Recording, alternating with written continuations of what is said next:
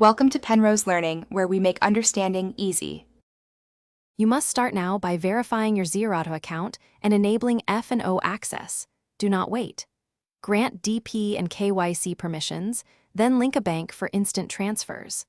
Once done, fund the trading account with at least the margin required for one lot of your target contract, because without margin, you cannot place orders. Make sure market data and app permissions are active so you see live prices. This upfront work unlocks the ability to trade F&o immediately and safely. You now pick the underlying and decide call or put. Choose expiry and strike price based on your thesis and risk.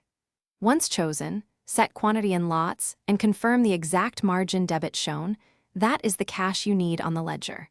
Place a limit order for controlled entry and immediately attach a stop loss and target using OCO or cover order features where possible. Monitor Greeks and time decay. Make adjustments as price moves and expiry approaches to protect capital and lock profits. You finish by closing or rolling positions ahead of expiry to avoid physical settlement and reconcile realized P and L on the ledger. Once done, review trade confirmations and broker charges to ensure matches. This completes the transaction cycle. If something goes wrong, for example an order fails, check your available margin, exchange circuit limits, and the order book first, then verify app connectivity and recent allocations. If the issue persists, contact Zerodha support with order ID and timestamps for a quick resolution.